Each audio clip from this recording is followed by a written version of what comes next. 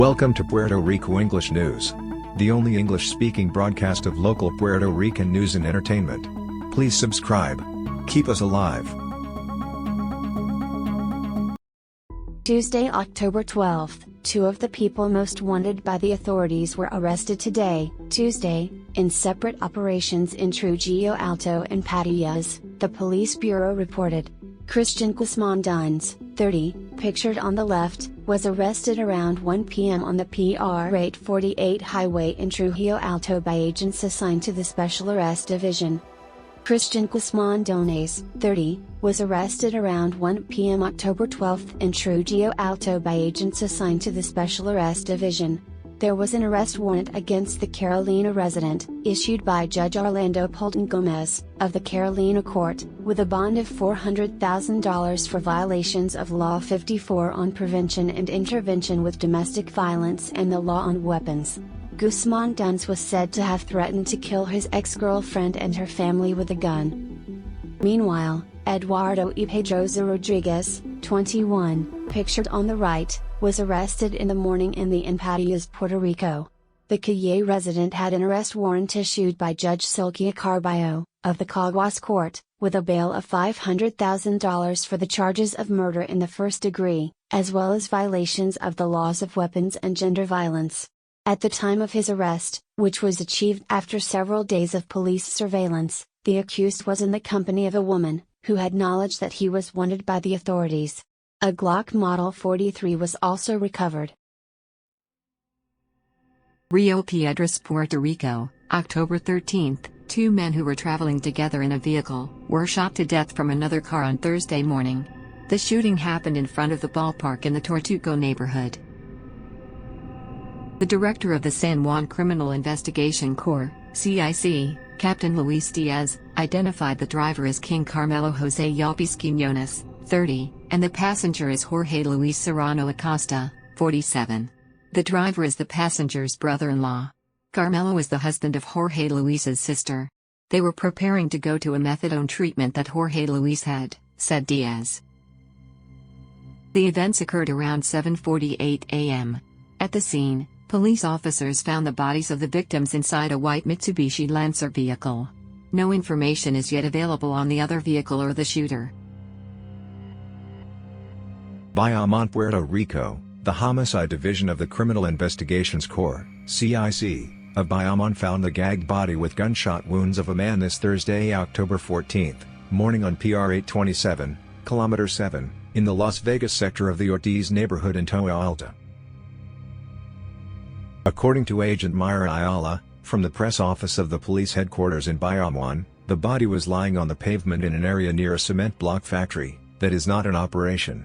The discovery came after a call alerted the 911 emergency system at about 9:34 a.m. of a person on the road. When the agents arrived at the scene, they found the body tied in the hands and feet and with potential bullet wounds. The victim has not been identified. No further information has been made available at this time. Wednesday, October 13th, San Juan, Puerto Rico, a call to the 911 emergency system alerted authorities to a murder-suicide around 8:15 a.m. The body of Annie Solani Martir was found in the entrance to her home, in the Barrio Obrero subdivision.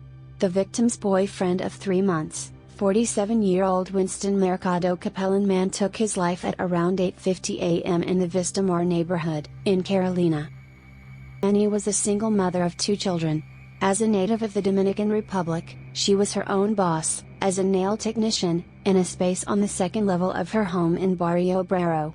She was a kind person, an excellent daughter, an excellent sister, hard-working, an exceptional mother, everything was for her children, shared Alexandra Perez, the victim's friend.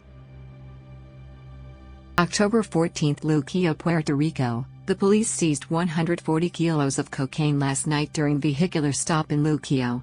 According to the news report, the arrest began after agents from that district stopped the driver of a Jeep Grand Cherokee for violations of Traffic Law 22.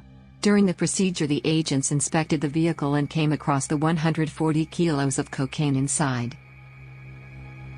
The officers then arrested the driver, who was identified as Yadier Jimenez Rodriguez, 26, of San Juan. The Federal Agency for Immigration and Customs Enforcement, ICE, assumed jurisdiction in this case.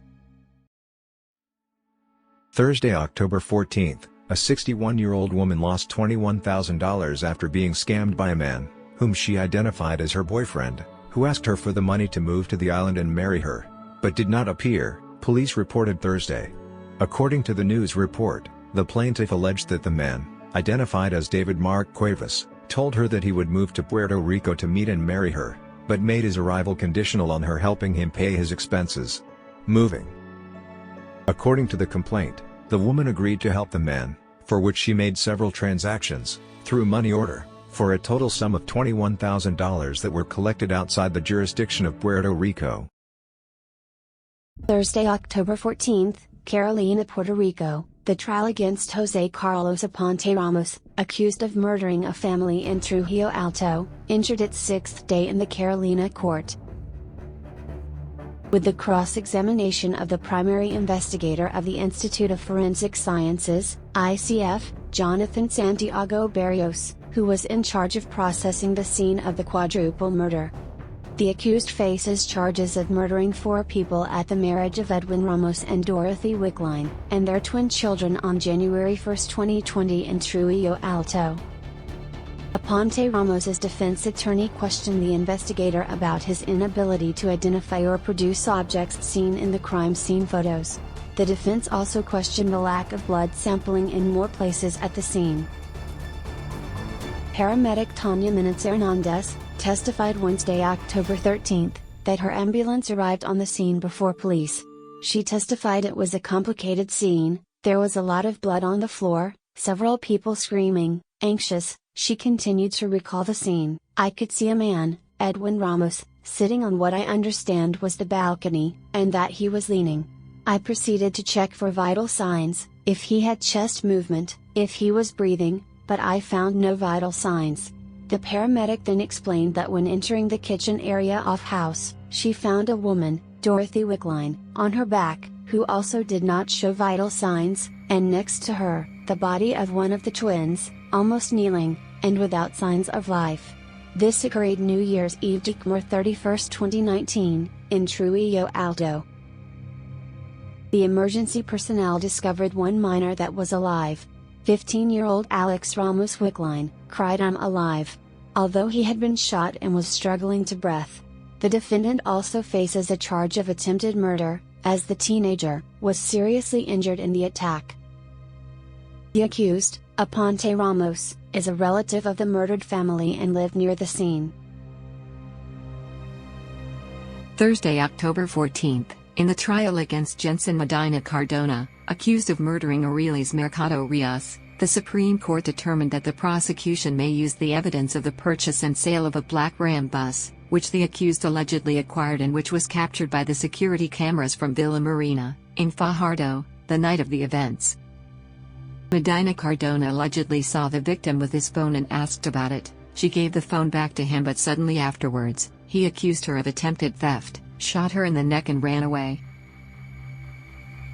Humacao, Puerto Rico, authorities are asking for the public's help in locating Anthony Joel Zabala Rosado, wanted for the murder of Wilson Velazquez Rivera on October 9. In Rio Piedras.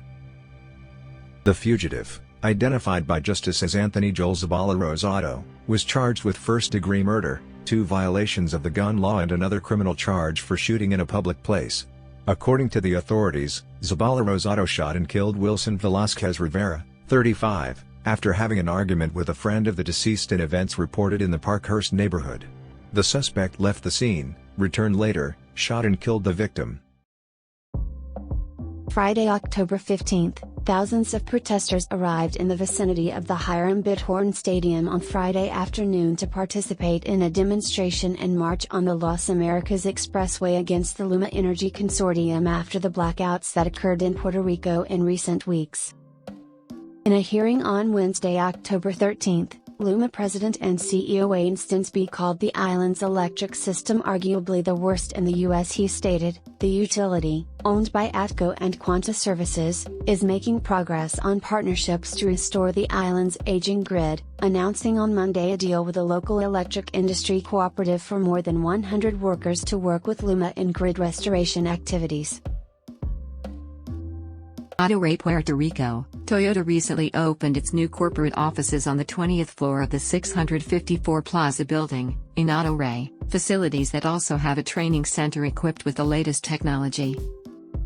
The offices, where Lexus central operations are also located, span 16,000 square feet and are home to 60 of the 75 employees the company has on the island. The Senior Director of Operations of Toyota of Puerto Rico, Heriberto Hines, stated, "It's 14,000 square feet of office space dedicated to learning and development. We are training our technicians, salespeople, and service advisors, as well as dealership management personnel. We recognize that giving dealer personnel skills is critical to achieving the sales objectives and the service experience we aspire to." In health news, the Department of Health reported today, October 15th, 4 new deaths from COVID-19 that brought the total accumulated in this line to 3,205. This indicates a death rate from the illness at 1% of the population in Puerto Rico. Meanwhile, the number of people hospitalized by the virus fell to 111. In entertainment news, Karol G did not imagine that she would be traveling the world with her music. The Colombian urban singer dreamed of one day performing at the Coliseum of Puerto Rico as the great artists of the genre that she admired. The urban artist counts the days to make her debut on the island with her Bicanatur tour, with which she will perform on November 27th and 28th at the Coliseo or San Juan Coliseum. "I had in my life bucket list to make the Coliseum of Puerto Rico," she stated. In science news, the Puerto Rico CubeSat NanoRocks 2, PR2NAR2, satellite, launched into space on August 29, was put into orbit Tuesday, October 12, at 8 a.m., as part of a scientific investigation that studies the formation of planets, young stars and asteroids. It was designed by Puerto Rican students and will study the formation of planets, young stars and asteroids for at least 2 years. Thanks for watching. Please subscribe. Help us survive.